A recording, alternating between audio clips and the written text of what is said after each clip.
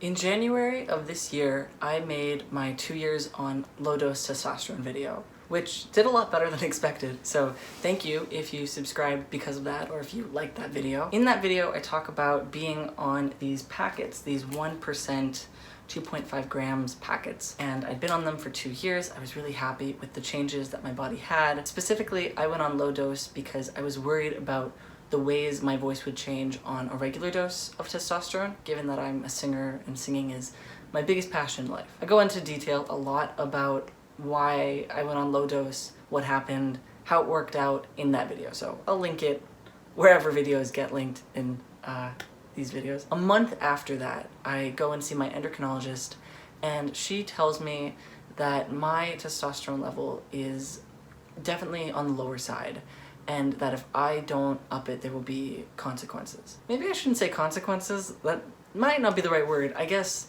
that there would be things that I didn't want to happen. I'm gonna talk about some of them a little.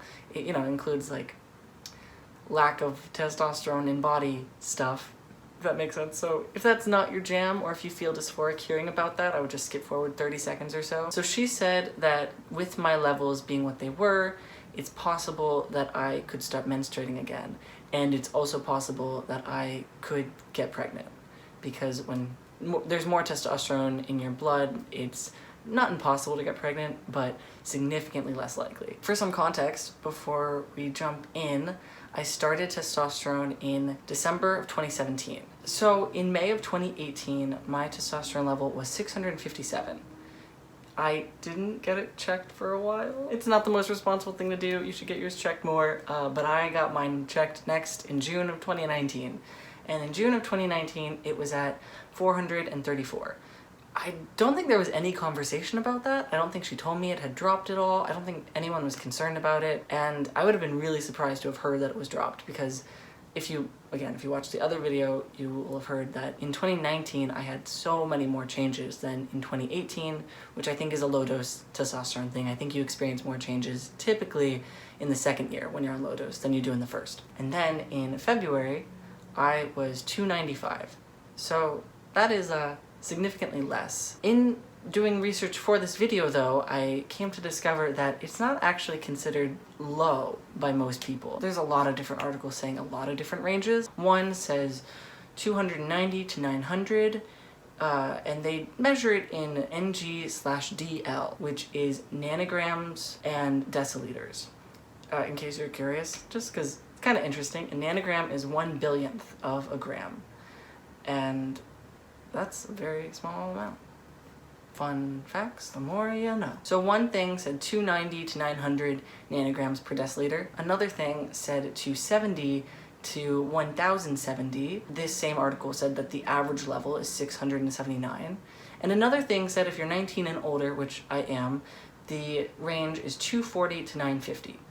The only thing that I can really deduce from all of these different levels is that there's a huge, huge range, and also that 295 is within all of these ranges. It's just on the very lower side of it. But I do believe that she's probably right, that there could be things happening that I do not want to happen or didn't want to happen.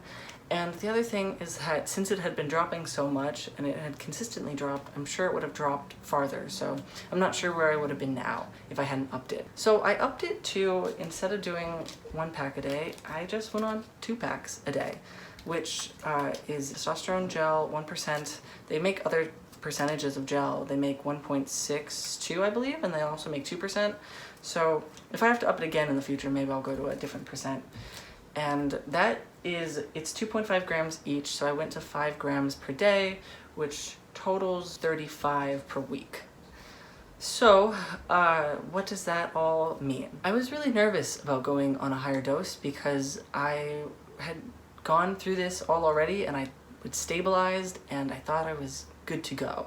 I thought that I had gone through my pubescent, or my most pubescent period, that my voice had already changed. I never lost my voice on testosterone. Like, I never lost my singing voice entirely. It definitely changed, but I never lost the ability to sing. However, I did lose my falsetto for a fair bit. And in January, when I made the video, it was getting a lot better, if not almost all better. So I had almost all of my falsetto abilities back again. But given that she told me I need to up it, I was really worried about losing it again, and I was worried about other things too. That was my main concern, but I was also just worried about what would that hormonal roller coaster be like. And what actually happened was none of that.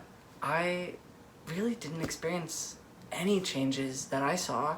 Maybe for 2 months I was a little bit hungrier and a little bit higher sex drive and had a little bit more energy, maybe, but that faded for sure, and things are just really normal again. I didn't see any change in my singing voice. My falsetto kept getting better, and now it is significantly better than it was back in January. And that's that is why I wanted to make this video, because I imagine that maybe somebody else will be on low dose for a while and will be told that they should go up, or maybe they just want to try changing their dose, but they're worried about what will happen.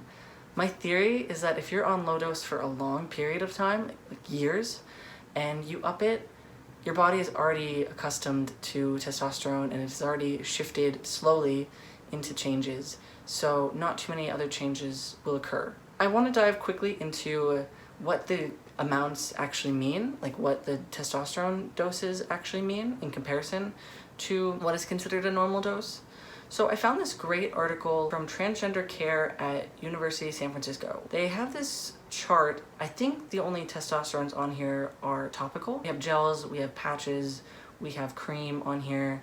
They show different types, and they show what like the initial low dose would be, the initial typical dose, the maximum typical dose. You can see that the testosterone gel, 1%, the initial low dose is 12.5 to 25 milligrams. I think that, I'm almost sure that is what mg is.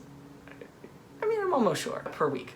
And I was starting on 17.5 milligrams, so I was in that range for sure. Then it says though that the initial typical normal, maybe normal is not the right word, just like not low dose. So this would no longer be considered low dose at 50 milligrams per week. And even on this increased dose that I have, I'm only at 35 milligrams per week. So I'm still on low dose. I'm just on a higher amount of low dose. I feel really good. I feel less dysphoric, even just knowing that testosterone is at a normal place in my body. Or again with this word, with normal, because this is something I should definitely point out. My doctor made it clear that I could stay on this low dose, that it wasn't unhealthy to do so, and the only downside is that I would experience things that I didn't want to experience. But if you don't want to go on a higher dose, if you're really happy, maybe you're even non-binary and dysphoric about being too high in the testosterone range, and maybe for you, your most gender euphoric place is being on the lower side of the cis male range, or even below that. And that's okay. You might experience menstruation, and you might experience your voice not changing as much, or your body not gaining as much muscle, things like that. But it is definitely not, or I can't say definitely not, I suppose, because there's not a lot of research on this. But a lot of people microdose, and a lot of people experience a lot of joy from that and have had great experiences with it. I feel dysphoric about even just being in that lower part of the cis male range. I feel great now. I guess I'll just do like a little more update. Not much has changed since January in terms of my body and testosterone and such. I'll show you my scars. I say that like it bothers me. This is where we are. My scars are still very red. I am a year and maybe 5 months post-op. My body, in terms of this, maybe I'll compare it to, this was January. Even though I do feel maybe like I've gained muscle, I don't know if I actually have. Maybe though. This is the most tool thing I could possibly do, but like this is what the muscle in my arms look like. My scars are still big and red and hypertrophic, but that's okay. So that's what happened. The long story short is that my doctor suggested I go on a higher dose. I stayed within the low dose range, but I did increase my dose, and I was afraid that my voice would change, that I'd go through tumultuous hormonal changes. But what actually happened was that things stayed almost exactly the same probably because I'd been on low dose already for 2 years. I don't know what would happen though if I had been on low dose for 6 months and then increased it. I would imagine that that would be significantly different and that I'd feel that shift a lot more. Hi. So it's December now. It has been a few months since I filmed that footage that I just showed you, and when I filmed that I didn't have my actual blood work results. I was just speaking on what I was feeling and the changes that I'd noticed vocally, or lack of changes that I'd noticed vocally. But now I have actual results to talk about, so I thought I'd include that in the video as sort of just a wrap up. So I have 4 things to mention. The first thing is that, yeah, I tested my testosterone about a month ago, and it is 655. So that's exciting for me. I'm really happy to be back in the cis male range. Not that you have to subscribe to those standards at all, but it just makes me feel less dysphoric, so stoked about that. The second thing I wanted to mention was that in editing that footage that you just saw, and also reviewing the video I shot in January talking about being 2 years on low dose, I definitely noticed that my voice had deepened a bit, and I think even since then, even since I filmed that video a couple months ago, my voice has deepened. So that's exciting. It hasn't changed my range at all singing wise.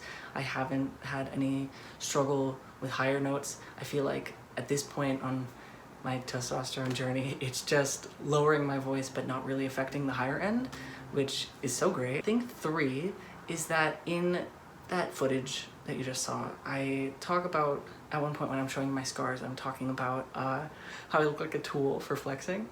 And I was thinking about that more, and I guess I was thinking about why I feel that way. And I guess I feel that way because we all have experienced muscular men who really love to celebrate their own bodies but put down people whose bodies are different. And I think I internalized that and thought about that. I wouldn't put down any other people, especially any other trans mass people who want to flex or show their muscular progress. And so I really shouldn't put down myself. And I shouldn't celebrate other bodies while not celebrating my own. So all that's to say that I guess I don't look like a tool when I flex. The 4th thing, and the final thing, is I just wanted to mention that when I got my blood work back, I noticed that my estradiol was increased. Estradiol, it has to do with estrogen, and anything having to do with estrogen, it concerns me when it goes up. My estradiol was 57, and I guess I wanted to mention that if that happens to you, if you are on a low dose and you increase your low dose and your estradiol goes up, I wouldn't worry about it. Everything I've researched into it says it's a pretty common response to your body having kind of a testosterone surge. That's everything I got. Thank you so much for watching. I hope this was informative, and I guess the long story short is that going on low dose has really, or going on a higher dose of low dose, but still being low dose, has continued to work out really well for me. So thanks so much for watching, and I'll see you soon.